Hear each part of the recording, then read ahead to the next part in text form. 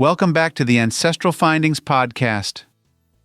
The guns fell silent on November 11, 1918, but for millions of American doughboys, the nickname given to U.S. infantrymen in World War I, the story didn't end there.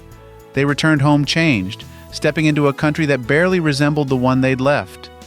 As the 1920s roared into life, veterans tried to rejoin a world moving faster than ever before. Some blended in, others struggled, a few stood out, and their second lives often left behind records that are waiting for you to discover.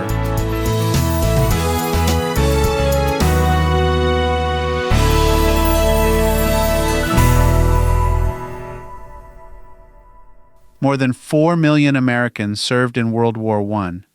For many, it was their first time out of their home state, or even off the farm. They'd traveled across the ocean, faced trench warfare, poison gas, and artillery fire. And when they came back, they weren't the same boys who left. The 1920s were a dizzying decade of economic growth, jazz clubs, prohibition, rapid industrialization, and social change. The war was supposed to make the world safe for democracy, but many veterans felt disoriented, disconnected, or forgotten. Some marched straight back into daily life. Others found a new sense of purpose, or unrest, in the cultural shifts ahead. One of the first clues to a veteran's post-war frustration comes in the fight for compensation. Congress offered a $60 bonus check upon discharge, hardly generous for months or years of service. Over time, agitation grew for more substantial benefits. In 1924, the World War Adjusted Compensation Act passed, granting every World War I veteran a certificate promising payment in 1945. It was too little, too late, especially as the Great Depression approached. Many veterans joined what became known as the Bonus Army in 1932, marching on Washington to demand early payment. If your ancestor was a World War I vet who struggled financially or who seemed politically active in the 1930s, the bonus march may be a missing puzzle piece in their story. For genealogists, the 1920s are rich with records, and World War I veterans often left strong trails if you know where to look. Here's what to track down. Draft cards. Already valuable for wartime service info, but some include later updates and addresses. Military service summaries, especially from state archives. They often include medals awarded, wound status, and unit movements. Veterans questionnaires. Many states sent out surveys to World War I veterans in the 1920s and 1930s, asking about their service and current life. 1920 and 1930, U.S. Census. Look for veteran notations in the 1930 column. It will indicate if they served in World War I. Newspapers. Veterans were frequently mentioned in Legion news, hometown celebrations, and prohibition raids, especially if they turned to bootlegging. Naturalization records. Many immigrant soldiers fast-tracked their U.S. citizenship through wartime service. And don't forget city directories. They'll help you track job changes, address moves and shifts in occupation after service. Some veterans struggled with what we'd now recognize as PTSD, but in the 1920s, it was often called shell shock, war neurosis, or even nervous collapse. These men might appear in hospital records, particularly veterans or psychiatric facilities, divorce files, if stress fractured their marriages, alcohol-related arrests. Prohibition made illegal drinking risky, but many veterans drank to cope. Many veterans also moved frequently. The war had exposed them to a larger world, and staying in one town for life felt too small. This can make them hard to track, but also provides a wider footprint to trace. On the other hand, plenty of doughboys thrived in the 1920s. Some used military connections to find work with the federal government or in law enforcement. Others joined fraternal orders like the American Legion, started in 1919 to support veterans.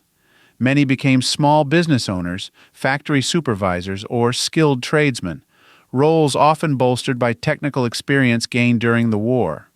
Some married late, having waited until after the war to settle down. That can explain why a first child appears in 1922 or 1925 rather than earlier, even for men born in the 1880s and 1890s. If your ancestor seems to have started fresh in the 1920s, this period may be the true beginning of your family's modern story.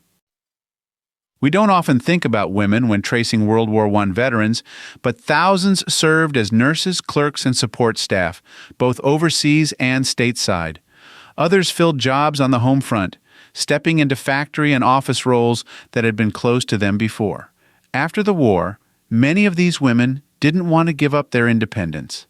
If your great-grandmother or great-aunt never married, worked full-time, or had a professional identity well into the 1930s, it might be because of what she experienced during the war years.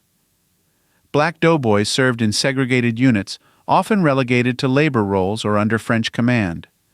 Their return to America was bittersweet. Many came back to Jim Crow laws, racial violence, and limited economic opportunity. Still, some became leaders in their communities, started newspapers, joined early civil rights movements, or moved north in the Great Migration. Immigrant veterans, especially those from Eastern and Southern Europe, often used their service as a stepping stone to acceptance and opportunity, though they too faced challenges and discrimination. These stories can be uncovered in ethnic press archives, church records in immigrant parishes, local veteran club rosters, especially segregated American Legion posts, community oral histories, often collected in the 1970s and 1980s. World War I changed everything. The war may have ended in 1918, but for the doughboys, the 1920s were the real test of recovery, reinvention, and resilience. Whether your ancestor disappeared into hardship or rose to new heights, the post-war decade holds some of the richest, most revealing records in American genealogy. Take a second look at your family's 1920s. The music, the work, the marriages, the moves. You might just find a doughboy quietly shaping the future, one step at a time.